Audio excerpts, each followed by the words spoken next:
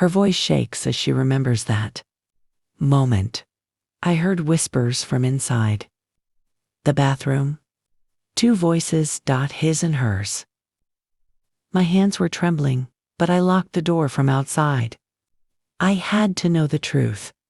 This story uncovers the moment when trust breaks, fear rises, and the truth changes everything.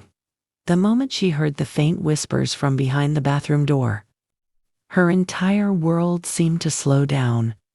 She stood there, frozen, struggling to understand what was happening. At first, she thought it was the sound of water running, maybe the pipe leaking again. But then she heard it, another voice. A woman's voice. Her neighbor's voice. Her breath locked inside her chest as her mind tried to reject the truth forming in front of her. Her heart began beating so loudly she feared the people inside might hear it. She leaned closer, hands trembling, her palms sweating. The whispering suddenly turned into quiet laughter, and that sound sliced straight through her heart. She had opened her home, her kitchen, her heart to the neighbor. And now it felt like someone pressed a knife against her ribs. She didn't speak. She simply stood, listening, hoping, begging that she was wrong. But deep down, she knew she wasn't. Her heartbeat grew louder, almost painful. As she stepped closer to the bathroom door, each step felt heavier than the last, as if fear itself was gripping her ankles. She pressed her back against the wall, trying to hide her presence, though she didn't know why. Maybe part of her hoped the truth would magically change if she didn't confront it. The voices inside became clearer, soft, warm, intimate, in a way that stabbed her soul. Her fingers shook violently. She clutched them together, hoping to steady her breath. But the trembling only grew worse. She tried to convince herself she was overthinking, but the tiny laugh from inside crushed every excuse she had created. Tears hovered at the edges of her eyes, but she refused to let them fall. Not yet, not before she knew the whole truth. She placed one trembling hand on the doorframe, silently praying that everything she feared was wrong, but knowing deep down that nothing would ever be the same again. Then she heard it, the giggle. A soft, familiar giggle that she had heard countless times when the neighbor visited for tea. That one sound shattered any remaining hope she held. Her knees weakened, and she had to grip the edge of a small table to stop herself from collapsing. The reality felt heavier than anything she had ever faced. This wasn't a misunderstanding anymore. This wasn't bad luck or coincidence. This was betrayal, raw, sharp, unforgettable. She tilted her head slightly toward the door, listening as they whispered and shuffled. She swallowed hard, forcing herself to stay quiet. She didn't want them to know she was hearing everything. She needed this moment of truth for herself, even if it broke her completely. She didn't remember making the decision. Her body moved on its own, driven by a mixture of pain, rage, and the desperate need for clarity. Her fingers reached for the small metal lock from the outside, something they never used. Her hand trembled so violently she almost missed it. But finally, with a shaky breath, she turned it. Click! That single sound felt like thunder in the silent hallway. She stepped back instantly, shocked at her own action.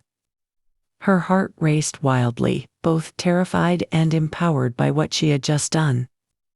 She could hear their movements inside, the sudden stop in their whispers, the confusion, the shift in tone. For the first time that night, she had control. She simply locked it, letting fate trap the truth inside. Her tears finally escaped, sliding silently down her cheeks as she stared at the door, knowing this moment would change everything. The moment they realized the door was locked, everything inside shifted. She heard footsteps, hurried whispers, then panic. "Open the door." "Her husband!" shouted, his voice shaky, not confident like before. The neighbor spoke next, her tone nervous, breathless. They rattled the handle repeatedly, but it didn't open. She stood there silently, holding her breath, refusing to show them how broken she was. Their desperation grew with every passing second. "It's not what you think," he yelled, but the words felt empty, hollow, meaningless. She turned away, unable to face the door anymore, but unable to walk away either. For the first time, they were afraid, and she wasn't the one begging anymore. She could hear them arguing now, blaming each other, their voices cracking with fear. And still she said nothing. She finally found her voice soft, broken, but steady enough to cut through the chaos. "Why were you both inside together?" she asked, her words trembling but sharp. Silence followed. Then a muffled explanation, confused, inconsistent, full of hesitation.